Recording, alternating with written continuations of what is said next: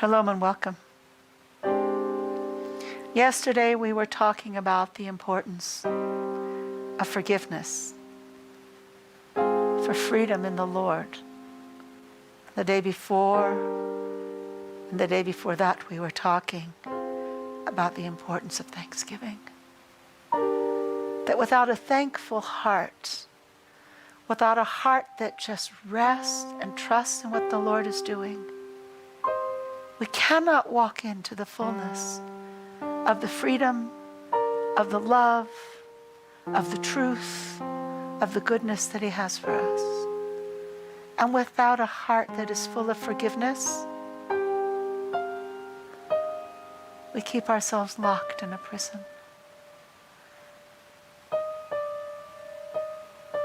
And we keep God locked in the prison with us, because it is His heart's desire to set us all free. Today, we're going to talk about identity. With each one of these subjects, with thanksgiving, with forgiveness, with identity, we're talking about things we all know very well. We all know to give thanks. We all know to forgive. And we've read a lot of scriptures probably about who we are in the Lord. So why are we talking each day about things we already know? Because the heart is fickle. And the heart wants to go back to its own ways. And it wants to be pulled by the flesh. And we have to be reminded.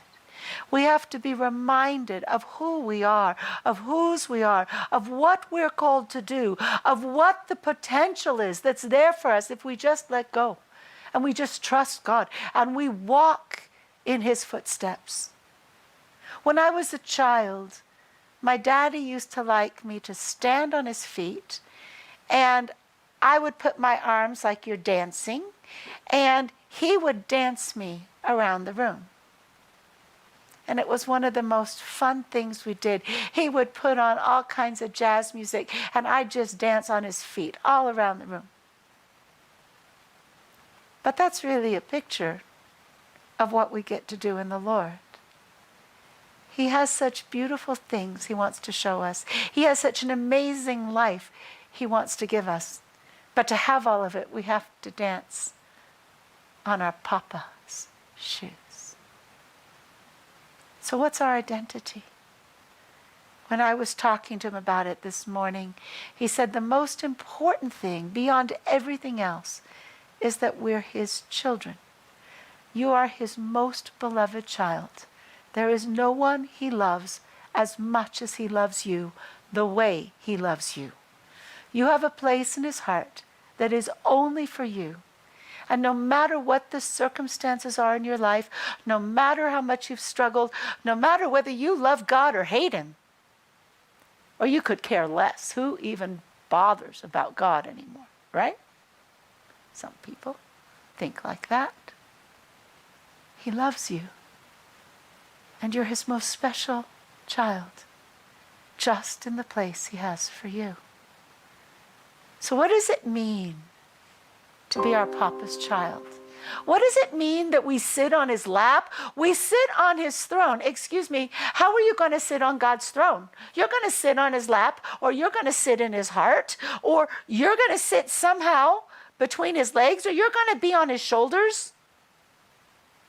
If you're literally sitting on His throne, you're sitting with Him.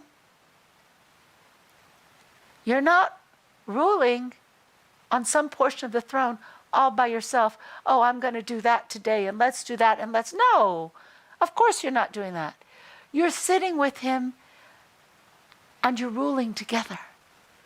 You're governing together. You're creating the world together with your daddy. You are His voice on earth. You are His presence on earth. You are His love on earth.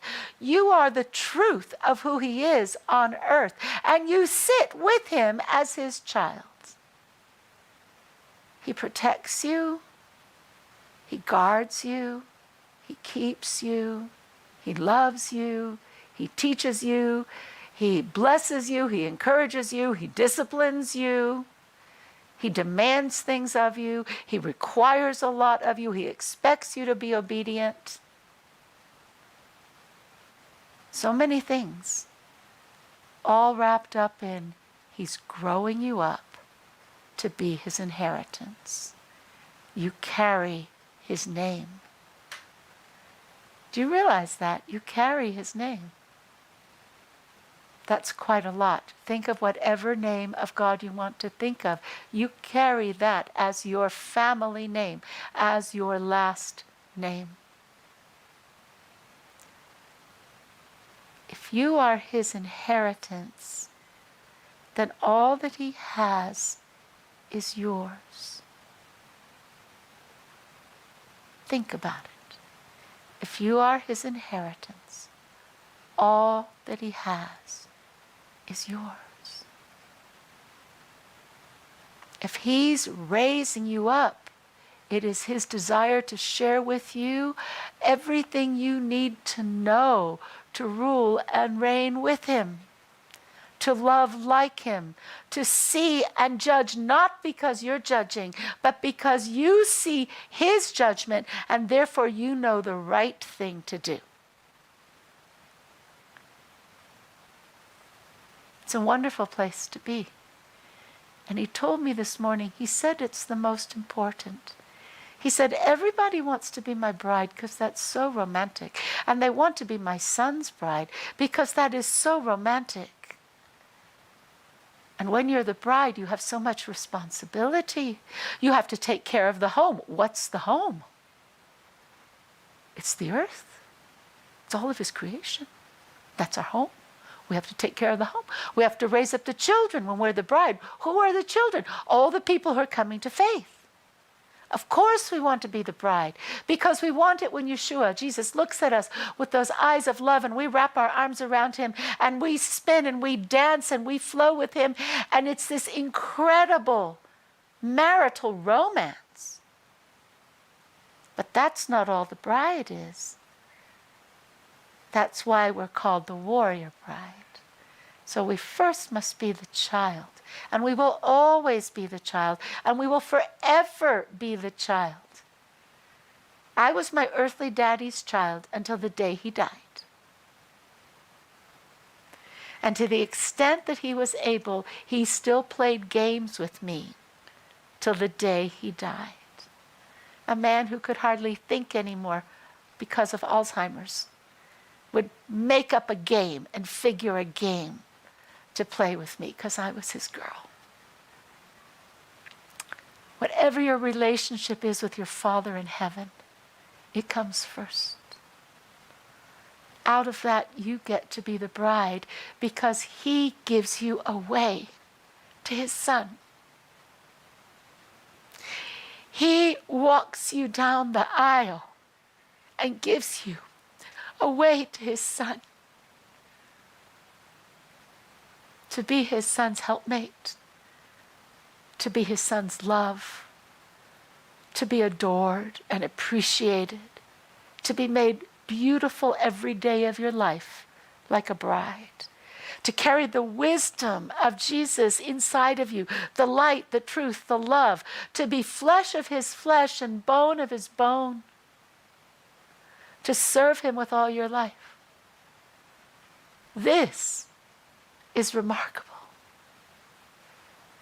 But in a way, just in a way, there's something even more important. Not, I don't mean like one is more important, but more important chronologically.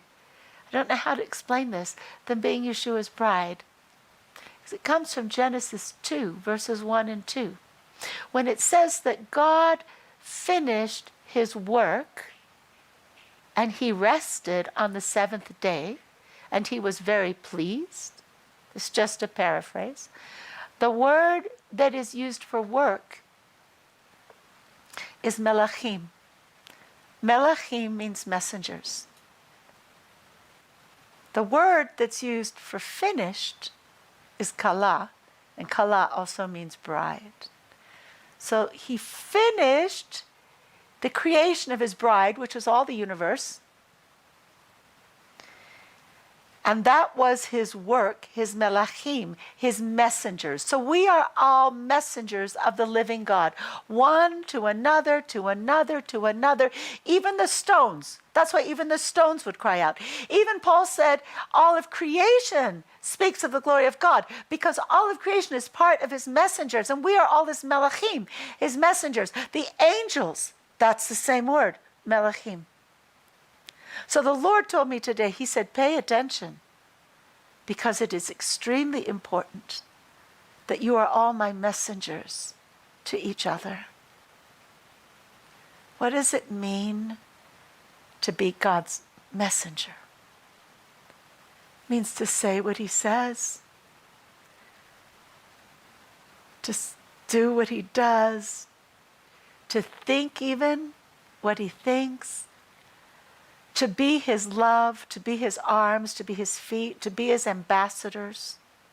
It means that wherever we go, we are representing him. You put those three things together. We're his child, we're his messenger, and we're his bride. You put those three things together, and that's who you are. Now you could say to me, but so many bad things have happened to me in my life, and if God is protecting me and taking care of me as his child, as his daughter, how could he ever allow such things? And I would have to say that I really don't know. I can't answer that. But I know it in my own life, because what I went through as a child that was so horribly traumatic, beyond capacity of understanding traumatic, what I went through as a child gave me the guts and the strength and the courage and the capacity to do what God has called me to do. It seems like a terrible way to raise up a child. No parent in their rightful minds would ever want such a thing to happen to their child. And yet, those 2 weeks, that's all it was, just 2 weeks, set me on a course for my life that has held me steady like a rudder on a ship all of my life. So I've always known where I'm to go, what I'm to do, and how I'm to do it. So sometimes the worst things that happen to us can bear the most fruit. God says he uses everything for good to those who believe in him. And you can say, but the world is in such a terrible place right now, and he's letting evil run roughshod, and why would he ever be allowing such a thing if he's our daddy? He's a good God, right? We all know he's a good God. When you read the book of Revelation, the evil has to come to its fullest apex before the glory of God fully comes down and shatters that evil. When you look at what happened with the Israelites, when they were in Egypt, they weren't allowed to go back to the promised land till the evil of the Amorites had come to its fullness, so that when they came and they wiped out, or almost wiped out the Amorites, they were destroying the evil. We don't understand. I don't understand. Let me put it personally. I don't understand the fullness of this battle that goes on between good and evil. I don't understand why, and I don't understand our role. But I know part of our role. And part of our role is that we have been given dominion over the earth. And what we do and what we say makes a difference. So God, as being our daddy, is raising us up to use that power, to use that authority well. And he is training us step by step, moment by moment, episode by episode in our lives to have the power and the authority to use what he has given us, this dominion, well. And as our daddy, he is always correcting us. He is always showing us the next step. He is always providing for us. So let's never confuse God's goodness with our understanding of goodness, and how God raises us up as his children with how our parents raise us up or should raise us up. It's not the same thing. His understanding is so much deeper, and the place he has for us is so much more significant than any of us understand, that we must always be willing to come to him as his child, not asking, why, Daddy, out of how could you do such a thing, but why, Daddy? What do you want me to learn from this? Why, Daddy, did you allow that? What is it you are wanting to give me through this? How can I grow in love and in life and in the ability to make a difference for your kingdom, to be a better messenger and a better bride for your son?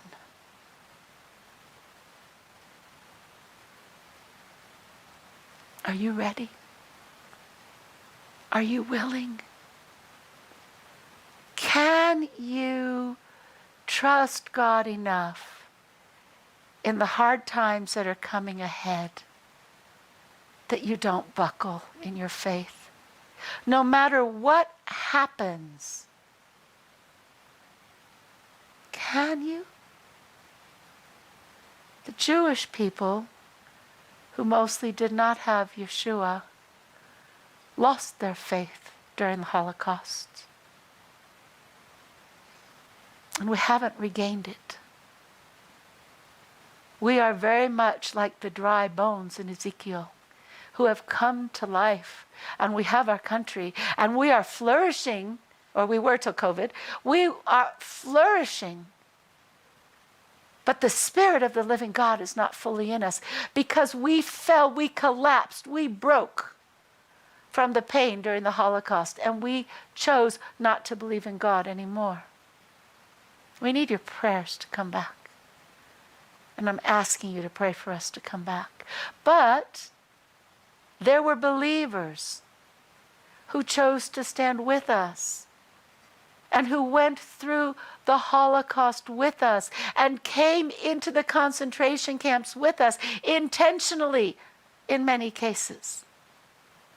And they didn't break. They stood. They were capable of standing because of their strength and their faith in Jesus.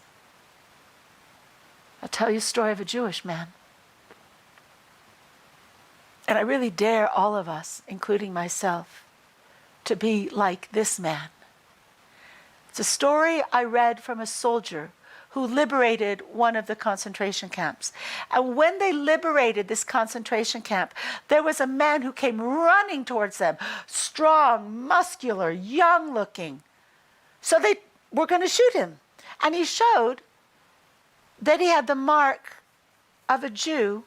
He had been tattooed. So they put down their guns. They had lots of questions. Why are you so healthy? Have you just been here? Oh, no. I've been here almost since the camp was opened. That was a number of years. They asked, what happened to you? And the man said, I'll tell you the story quickly, because I want you to get to those who are dying quickly. But when I got here, I was a young boy of 14, and they lined all my family up in front of me, and they shot them all down dead in front of me. And I screamed to the Lord. I said, why, God? And he didn't answer the question, but he said this: love and live, or hate and die. And he said something in him literally turned. And he fell in love with the Germans who just shot his parents and his children, his brothers and sisters. And he fell in love with all the victims of the concentration camp, and he couldn't stop loving. He just became love.